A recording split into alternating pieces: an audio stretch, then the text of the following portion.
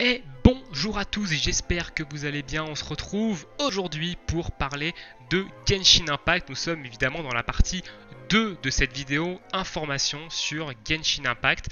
Dans la première vidéo que je vous invite du coup à aller voir avant celle-ci, on parlait du coup de Genshin Impact, c'est quoi, et de son contenu. Donc je vous ai donné pas mal d'informations sur ce qu'est Genshin Impact et le contenu qui va en partie proposé à la sortie du jeu. Je ne vous ai pas évidemment détaillé l'entièreté du contenu.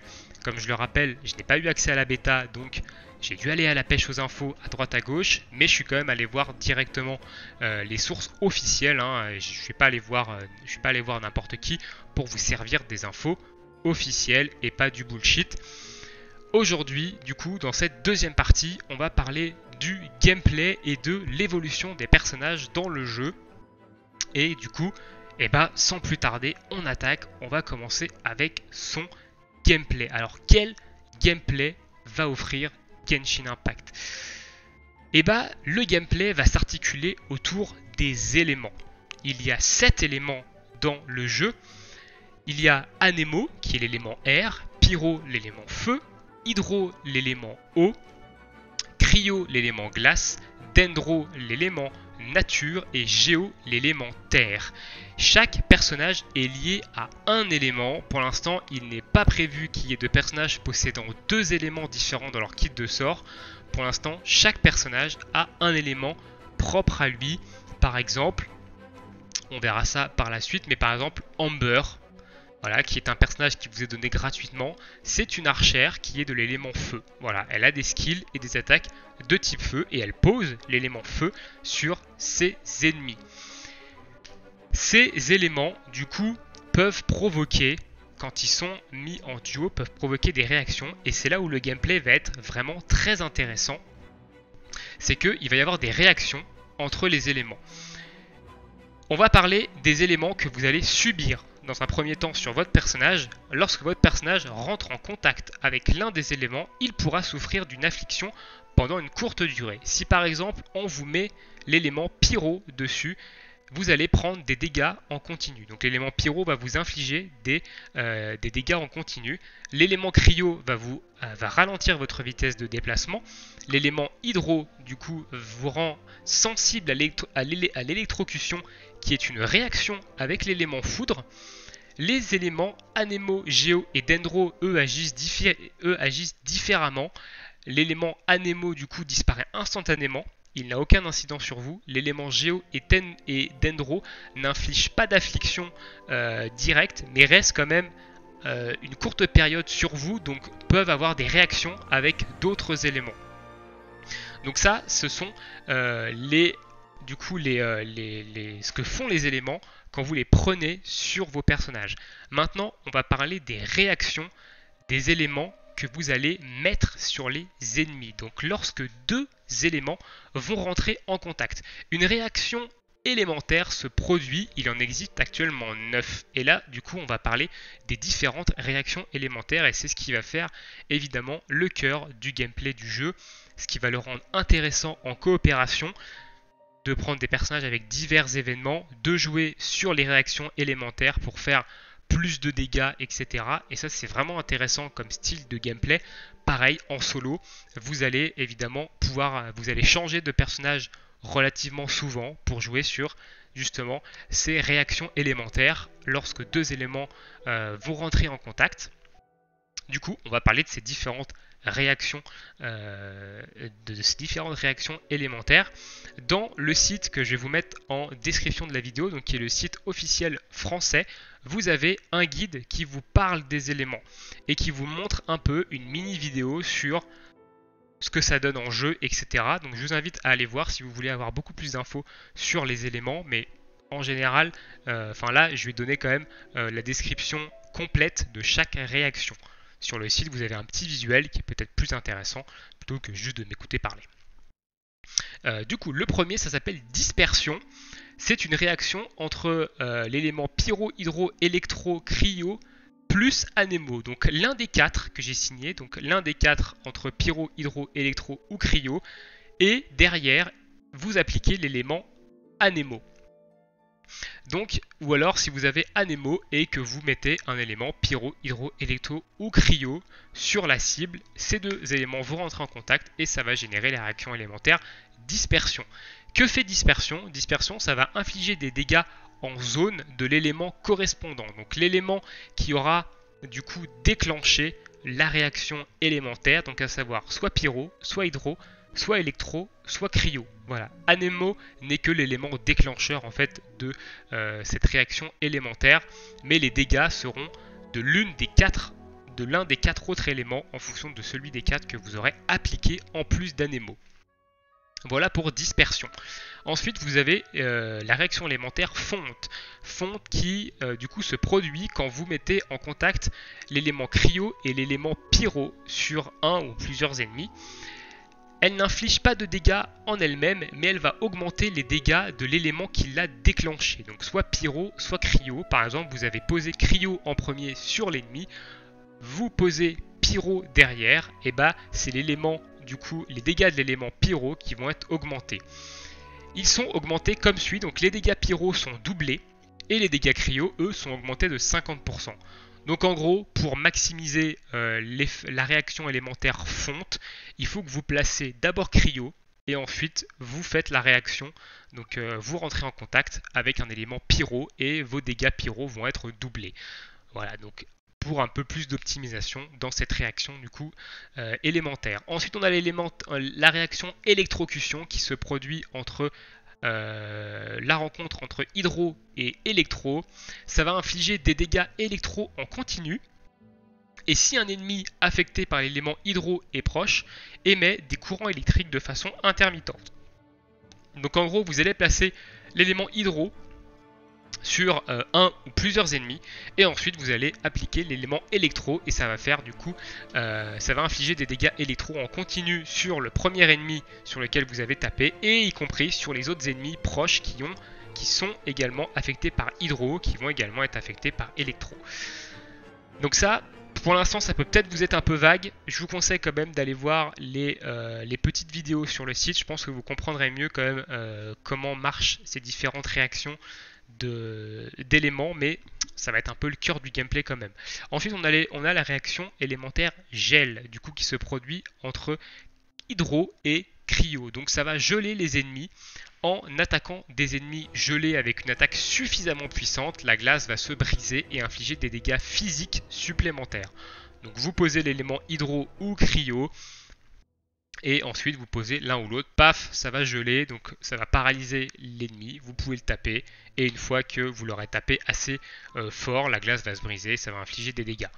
Ensuite, on a supraconduction. Donc c'est une réaction en chaîne entre l'élément cryo et l'élément électro, du coup, qui va infliger des dégâts cryo en zone et réduire considérablement la défense des ennemis touchés. Alors supraconduction, c'est une réaction élémentaire que vous allez beaucoup voir dans les différentes vidéos, dans les différents gameplays, parce que réduire considérablement la défense des ennemis, ça permet de frapper plus fort. Donc c'est vraiment une réaction élémentaire vraiment très intéressante, la supraconduction. D'autant plus que ça se génère entre cryo et électro, et en général vous allez avoir un élément glace et un élément électrique dans votre équipe. Donc c'est assez facile à faire proc. Ensuite on a surcharge. Surcharge qui proc entre l'élément électro et pyro. Du coup ça va produire une explosion violente qui va infliger des dégâts pyro en zone. Voilà, donc ça peut permettre d'infliger de gros dégâts en zone quand vous avez pas mal d'ennemis. Ensuite on a évaporation. Évaporation, ça se produit entre l'élément hydro et l'élément pyro. Ça n'inflige pas de dégâts, mais ça augmente les dégâts de l'élément qui l'a déclenché, donc tout comme fonte. Voilà, ça marche de la même manière que fonte. Et ici, les dégâts du coup hydro sont doublés et les dégâts pyro sont augmentés de 50%. Donc il est préférable quand vous déclenchez évaporation de d'abord mettre pyro et de déclencher évaporation avec hydro pour avoir des dégâts doublés. Ensuite, on a cristallisation, qui est une réaction entre l'élément géo et pyro ou hydro ou électro ou cryo, donc l'un des quatre, ça va générer des fragments élémentaires que vous allez pouvoir ramasser qui du coup va créer des boucliers élémentaires pour vous protéger. Donc par exemple, si vous mettez géo et que vous activez la réaction élémentaire avec l'élément hydro, ça va faire des fragments hydro que vous allez ramasser et ça va vous protéger contre les attaques de type hydro, voilà, de type eau tout simplement. Et pour finir, la dernière réaction élémentaire, c'est brûlure. Ça se produit entre l'élément pyro et l'élément dendro, donc entre feu et nature. Ça va infliger des dégâts pyro en continu. Voilà, tout simplement. À l'heure actuelle, pour information, il n'y a pas de personnage utilisant l'élément dendro, donc utilisant la nature. Néanmoins, il y a des ennemis sur la carte qui ont l'élément dendro de base sur eux. On va en parler du coup juste après. Les différents éléments seront aussi utilisables et disponibles dans la nature. En utilisant des attaques pyro sur de l'herbe, vous pourrez créer un grand feu alors que des ennemis avec les pieds dans l'eau auront l'élément hydro en permanence. Donc ça c'est très intéressant, vous allez pouvoir agir avec vos sorts élémentaires sur l'environnement. Vous êtes dans les herbes, vous utilisez l'élément feu, ça va faire une zone de feu dans l'herbe qui va appliquer l'élément pyro à tous les ennemis qui vont être dans cette zone de feu. Même chose, si vous attaquez des ennemis alors qu'ils sont dans l'eau, ils vont avoir l'élément hydro sur eux, vous allez pouvoir par exemple faire électrocution. Donc pouvoir les électrocuter et ça va leur faire pas mal de dégâts en zone. Donc regardez bien un peu l'entourage que vous avez. Votre personnage subit également ce genre d'éléments. Si vous marchez dans l'eau avec votre personnage, vous allez avoir l'élément hydro sur la tête qui pourra évidemment réagir avec des attaques élémentaires que peuvent vous lancer les ennemis. Donc les ennemis aussi peuvent posséder des éléments, comme je vous ai dit, leur capacité et réaction aux éléments peuvent complètement changer en fonction. Les blobs, par exemple, deviendront immunisés aux attaques élémentaires de leur élément. Quand vous allez croiser des blobs de feu, vous pouvez leur faire des attaques de type feu, ils seront immunisés. Il faudra utiliser un autre élément que le feu si vous voulez leur faire des dégâts. Alors que, évidemment, les flèches des archers changeront également d'éléments. Vous pouvez avoir des archers qui vont vous tirer des flèches de glace, des flèches de foudre, des flèches de feu, des flèches de terre, etc. pour vous poser l'élément. Donc, tout ce que vous pouvez faire sur les ennemis en réaction élémentaire, les ennemis peuvent également les faire sur vous. Donc, c'est très intéressant et c'est évidemment le cœur du gameplay du jeu, jouer avec ces différents éléments, sachant que les personnages ont un style de combat propre à eux et ont chacun un élément. Donc ça c'est très intéressant parce que vous allez pouvoir évidemment jouer avec les personnages dont vous aimez le style de jeu et également avec les éléments dont vous allez aimer les combinaisons, jouer avec plusieurs combinaisons, vous allez être plus à l'aise avec certaines combinaisons parce que les personnages qui exécutent cette combinaison vous collent plus au niveau de leur gameplay. Donc ça va être propre à chacun. Il va falloir évidemment tester. On va quand même être assez limité en termes de personnages free-to-play, donc il va quand même falloir essayer d'aller chercher les personnages dans les portails, hein, bien entendu. Mais ça, c'est un peu chacun sa chance, j'ai envie de dire. Et ensuite, on va finir sur un petit aparté qui fait pas trop partie du gameplay, mais qui est la cuisine. Voilà, donc la cuisine, c'est un peu un métier dans le jeu, et va pas du tout falloir la négliger. Il est primordial de toujours avoir de la nourriture afin de se soigner ou de ressusciter des personnages KO. Pour cela, il faudra du coup récupérer des ingrédients dans le monde de Teyvat. Ne passez pas à côté d'ingrédients sans les récupérer. Voilà. Dans le doc que je vais vous mettre en description de cette vidéo, il va y avoir dans la partie cuisine un lien vers le guide sur la cuisine, donc introduction à la nourriture sur Genshin Impact, qui va vous expliquer un peu les ingrédients à focus et que faire avec. Donc je vous invite à aller lire ce guide officiel qui a été fait du coup par un membre du staff français des community managers de Genshin Impact tout simplement. Donc n'hésitez pas à y aller, ça peut vous donner pas mal d'indications sur ce qu'est la cuisine et à quoi ça sert. Voilà un peu ce que je peux vous dire au niveau du gameplay. Donc en l'état, c'est assez simple et les combinaisons d'éléments peuvent donner pas mal de punch, et le fait que les éléments marchent également pour les ennemis et marche également avec l'environnement. C'est vraiment très intéressant. Donc ça, vous allez le voir en jeu, quand évidemment on pourra mettre les mains en jeu et quand vous allez tester le jeu. Je pense que ça peut donner vraiment une dynamique et genre, je leur dis en coopération, ça peut être vraiment intéressant parce que du coup il va falloir faire un peu un team building pour certains combats qui peuvent être compliqués, à savoir, bon, il y en a un qui prend l'élément glace, il y en a un qui prend l'élément éclair, l'élément food, il y en a un qui prend l'élément pyro et l'autre il va prendre l'élément hydro parce qu'il y a des réactions élémentaires qui sont intéressantes à poser avec ces 4 éléments sur le boss pour pouvoir lui faire pas mal de dégâts, etc. Donc ça va vraiment être intéressant. Moi j'ai vraiment hâte de faire de la coop du coup pour tester tout ça. Mais ça on le verra évidemment le 28 septembre lors de la sortie officielle du jeu. On va passer du coup à la dernière partie de cette vidéo information, à savoir on va passer à l'évolution des personnages. Qu'est-ce qui va nous être donné pour améliorer nos persos et pour les faire évoluer, donc en termes d'équipement, en termes de skill up, de montée de niveau, etc. Comment on va améliorer notre personnage. Alors déjà on va parler de notre personnage, donc le Traveler, on va l'appeler le Traveler, donc l'aventurier en français, qui est le personnage que vous allez choisir au début. Tout simplement, vous allez avoir le choix entre ces deux protagonistes. Donc à votre, du coup, à gauche ici, c'est Luminé, ou Lumine, voilà, ça dépend comment vous le dites, moi je dis Luminé. C'est du coup un personnage féminin, et de l'autre côté, vous avez un personnage masculin qui est Aether. Et de base, il est de l'élément vent. Ce personnage-là, très important, il est de l'élément anémo, du coup, l'élément vent, air, ça comme vous voulez. Il peut porter une épée à une main, c'est un personnage 5 étoiles de base. Il est très facile à évoluer et il est quand même conseillé de le garder dans votre équipe. Vous n'êtes pas obligé d'avoir votre traveler dans l'équipe, donc votre aventurier, mais il est quand même fortement conseillé. Il vous facilite quand même grandement l'amélioration de ce personnage dans la quête principale et dans les autres quêtes. Donc honnêtement, il est quand même fortement conseillé de le garder. De plus, à partir d'un certain niveau dans l'histoire, vous allez pouvoir changer son élément et pouvoir le passer en élément géo, donc en élément terre. Ça, à voir. Personnellement, j'ai vu les kits des skills des deux persos.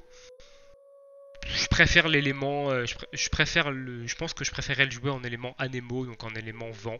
Voilà, tout simplement. Il combotera peut-être il aura des combos élémentaires beaucoup plus intéressants avec les autres éléments. Ce que je rappelle, Géo, du coup, ne combotte que pour faire la cristallisation, donc ce qui va vous donner des fragments pour vous protéger de certains dégâts élémentaires. Donc honnêtement, moi je vous conseillerais de rester en anémo. Après, c'est vous qui voyez. Mais voilà, donc ça, ce sont les deux personnages que vous allez devoir choisir au début. Je ne sais pas encore lequel des deux je vais prendre. Il y a moyen que je prenne la fille quand même. J'ai tendance à plutôt prendre des personnages féminins dans les jeux vidéo comme ça, de ce type, parce que je suis moyen fan des chara-design des personnages masculins. Mais là, on verra. On verra lors de la sortie du jeu. Je pense que je prendrai la fille, mais j'ai encore le temps d'y réfléchir. Au niveau des personnages, du coup, il y en a pas mal, hein. On en a quand même pas mal au début. Je vous mettrai également un lien pour le site officiel, tout simplement, du jeu, donc le site sur lequel je suis allé pêcher la plupart de mes infos. Vous avez un onglet personnages et vous avez tous les personnages, je dis tout, mais une grande partie des personnages qui seront disponibles dans le jeu, avec leur kit de sorts, leur élément, des petites vidéos pour montrer comment se passent les sorts, etc. Donc ça, je vous laisserai le voir ici. Et nous, on va parler de l'évolution des persos. Donc le Traveler, je viens justement de vous en parler. Donc élément anémo, air de base, mais vous pouvez changer son élément en géo un peu plus tard dans l'histoire. Il possède du coup, c'est un personnage 5 étoiles qui porte une arme à une main. Chaque personnage du coup a un élément propre à lui, mais a aussi un type d'arme. Un personnage ne peut pas porter tous les types d'armes, il peut porter qu'un seul type d'arme. Et on va prendre l'exemple de Amber, Amber qui est de l'élément feu et qui ne peut porter que des arcs. Voilà, donc vous ne pourrez lui mettre que des armes arcs, mais ne vous inquiétez pas, vous aurez la possibilité en free-to-play d'avoir au moins un personnage pour chaque type d'arme. Donc au début, vous allez avoir votre Traveler qui va avoir une arme à une main, du coup qui va pouvoir prendre les épées à une main. Vous allez évidemment avoir Kaeya qui est de l'élément glace qui peut également porter les épées à une main. Vous allez avoir Amber du coup qui est d'élément feu qui elle peut porter les arcs. Vous allez avoir Lisa qui est d'élément foudre qui elle peut porter du coup les les catalyseurs, pardon, voilà les catalyseurs, donc les livres, hein, les tomes. Ensuite, on va avoir dans l'élément feu, alors c'est un personnage qui était récupérable via un event dans la bêta du jeu. C'est le personnage de Xian Gling, du coup, qui est un 4 étoiles qui, elle, est d'élément feu et peut porter les armes d'Ast. Et au niveau des armes à deux mains, donc s'il va rester cette arme-là, on a la possibilité, dans un gacha débutant au début, d'avoir Noël. Donc Noël qui est un personnage de l'élément Géo, qui elle porte une arme à deux mains. Alors est-ce que, après ça c'est à vous de voir si vous voulez faire ce gacha là, enfin faire cette invocation là ou pas, mais en tout cas cette invocation là va vous garantir à coup sûr Noël. Ça va être le portail des débutants, hein. Libre à vous de le faire ou non. Personnellement je pense pas que je le ferai parce que Noël c'est pas un personnage qui m'intéresse. Je préférerais garder mes gemmes pour un autre portail, mais ça on en reparlera quand le jeu sortira. Donc voilà un peu pour le Traveler, les personnages. On va parler maintenant des armes. Donc les armes, ça va être un peu l'une des choses qui vont vous permettre d'améliorer votre personnage, tout simplement. Donc comme j'ai dit, chaque personnage peut porter un seul type d'arme. Le jeu vous donne gratuitement un personnage de chaque type d'arme, du moins pour les épées à une main, les arcs et les catalyseurs. Pour l'épée à deux mains, il va falloir invoquer sur le portail de Noël quand même, mais ça vous garantit Noël. Et pour les armes d'Ast, il va falloir faire l'event de Xianling et on ne sait pas trop si on va l'avoir au lancement du jeu. On verra bien, mais c'est un personnage apparemment récupérable via un event. Donc les armes, elles vont de 3 à 5 étoiles. Il y a donc 5 types, épée à une main, épée à deux mains, arc, catalyseur, arme d'as, donc ça je l'ai déjà dit. Elles sont obtenables dans les portails ainsi que dans certaines quêtes en jeu. Voilà, donc vous allez pouvoir obtenir des armes 3, 4 et 5 étoiles dans les portails et des armes 3, peut-être 4 étoiles ou peut-être même 5 étoiles dans certaines quêtes, ça je ne pourrais pas vous l'affirmer, mais vous pouvez aussi en obtenir en jeu. Chaque arme du coup possède un passif qui peut être augmenté avec les doublons de cette arme là. Donc les doublons des armes vont leur permettre d'augmenter leur passif, donc la puissance de leur passif. Sur le site que vous allez avoir en description, il y a également la liste des armes avec leur passif. Donc la liste des armes 4 et 5 étoiles seulement, il n'y a pas celle des 3 étoiles je crois. Et ensuite, elles peuvent être également améliorées en niveau, ce qui va augmenter les stats, donc elles feront plus de dégâts, ça va augmenter leur stat principal, etc., etc. Donc ça, c'est via des composants que vous allez farmer dans le monde, hein. Ensuite, à part les armes, qui est, attention, qui est une chose très importante, hein. L'arme, c'est une chose très importante, donc tout est important dans l'évolution du perso, aussi bien son arme, ses artefacts, que du coup son augmentation de cap de niveau. Donc ça on va en parler juste après, mais tout ce que je vais vous dire sur l'évolution des personnages, ça me l'a été confirmé. Il n'y en a pas un qui est moins important que l'autre. Ils sont tous importants pour monter correctement votre personnage. Donc on vient de parler des armes, on va parler maintenant des artefacts. Donc les artefacts, ce sont, comme je l'ai dit dans la vidéo d'avant concernant le système de gacha, les artefacts ne sont pas obtenables dans les portails. Ils sont obtenables seulement in-game, donc soit dans les coffres, soit dans les événements, soit dans les quêtes, quêtes principales, quêtes secondaires, etc. Ils ne sont obtenables seulement en jeu. Donc sur ce plan-là, les artefacts, il n'y a pas de pay to win. Voilà, il n'y a pas de pay to win, il n'y a pas du coup de dépenses de primogèmes. Alors peut-être qu'il y en aura qui seront achetables dans une boutique avec des primogèmes, pour l'instant on n'en a aucune idée. Mais voilà, les artefacts ne peuvent pas être lootés dans les portails. Ils vont de 1 à 5 étoiles, donc les raretés c'est basique, commun, rare, épique et légendaire. Ils sont du coup obtenables dans les quêtes ainsi que dans les events en jeu, donc pas d'artefacts dans les portails, ça je l'ai dit. Ils forment du coup un set déclenchant des effets à partir de 2 pièces ou de 4 pièces. Même chose sur le site que vous avez dans la description, vous avez la liste des artefacts ainsi que leur effet à 2 à partir de 2 pièces et à partir de 4 pièces. Donc votre personnage peut porter jusqu'à 4 artefacts. Je crois que c'est 4. Si je dis pas de bêtises, je pense pas que ce soit 6, je crois que c'est 4. À confirmer quand même, mais je crois que c'est quasiment sûr que c'est 4. Ensuite, les niveaux d'amélioration de vos artefacts dépendent de leur rareté. Donc vous allez pouvoir améliorer vos artefacts jusqu'à plus 20 en fonction de leur rareté. Donc évidemment, ça va augmenter les stats de l'artefact, d'augmenter son niveau. Donc les artefacts de qualité basique peuvent être améliorés jusqu'à plus 4. Les artefacts de qualité commun peuvent être améliorés jusqu'à plus 8. Les artefacts de qualité rare peuvent être améliorés jusqu'à plus 12. Les artefacts de qualité hippique peuvent être améliorés jusqu'à plus 16. Et les légendaires peuvent être améliorés jusqu'à plus 20. Donc évidemment, c'est plus intéressant d'équiper des hippiques et des légendaires, hein, vous l'avez compris. Et ensuite, les effets des sets dépendent du type d'artefact que vous allez drop. Remarque, il est important d'équiper des artefacts formant un même set sur vos personnages afin de gagner des bonus supplémentaires. Ça va de soi. Hein. Soit vous mettez 2 artefacts de 2 sets différents, vous avez le bonus 2 pièces de chacun des 2 sets. Soit vous équipez un set complet pour avoir le bonus 2 pièces plus le bonus 4 pièces. Ça va être à vous de voir en fonction des persos, en fonction de votre style de jeu. Voilà au niveau des artefacts. Ensuite, l'amélioration des personnages. Donc comment on va améliorer les persos. Donc il faudra du coup augmenter leur cap de niveau via le système d'ascension. Elle se fait par le biais d'objets récupérés dans les donjons quêtes ou dans l'exploration. Voici du coup les différents caps demandant de faire une ascension pour aller au-delà. Donc la première ascension, ça se fait au niveau 20. Une fois que vous avez fait votre ascension, vous allez pouvoir aller jusqu'au niveau 40. Au niveau 40, vous allez devoir faire une autre ascension qui vous permet d'aller jusqu'au niveau 50. Niveau 50, nouvelle ascension pour aller jusqu'au niveau 60. 60 jusqu'au niveau 70, 70 jusqu'au niveau 80 et 80 jusqu'au niveau 90. Apparemment, il y aurait 90 jusqu'à 100. Pour l'instant, on ne sait pas trop, mais dans la bêta, c'était jusqu'au niveau 90. Donc vous avez 1, 2, 3, 4, 5, 6 ascensions à faire qui vont être symbolisées par des petites étoiles sur votre perso. Donc augmenter le niveau de vos personnages améliore également ses statistiques. Et l'ascension, lorsque vous faites l'ascension, ça donne également un boost de stats au moment où vous débloquez le cap.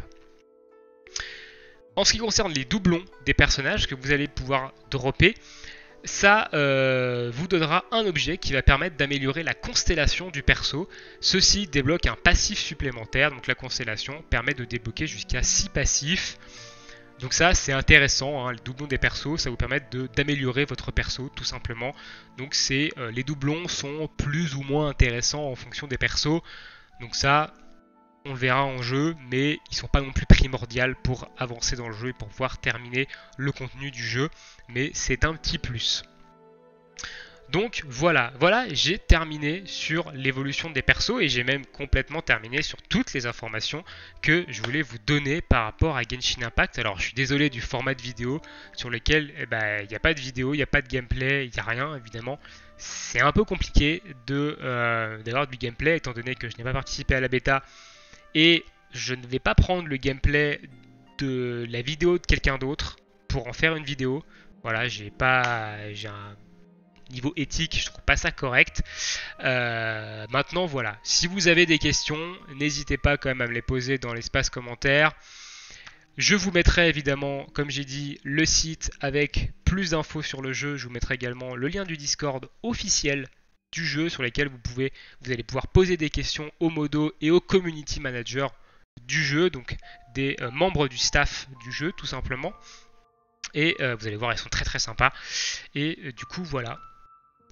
Donc nous, évidemment, on se retrouve bientôt pour de prochaines vidéos. On se retrouve évidemment à la sortie du jeu, le jour même, le 28 septembre. Je ne sais pas si je ferai un live, si je ferai un live à la sortie du jeu, si je ferai une petite vidéo. Pour l'instant, je ne sais pas encore si je vais poser un jour de congé ou pas. Je verrai, je vous donnerai cette information en temps et en heure, mais je suis hype de ouf. Je suis hype de ouf et le fait de faire ces 2 vidéos pour vous donner un peu toutes les informations qu'on a sur le jeu et de vous faire un peu le récapitulatif. Donc vous aurez le doc dans l'espace commentaire, donc le lien vers un doc Google partagé que j'ai fait également où je récap un peu tout ce que je vous ai dit dans les 2 vidéos si jamais vous n'avez pas envie de m'écouter. Et du coup, voilà, ça m'a hype de ouf. Sur ce, et ben, je vous souhaite à tous une très bonne soirée, une très bonne journée, une très bonne soirée, pardon. Et on se retrouve bientôt pour de nouvelles vidéos. Ciao tout le monde!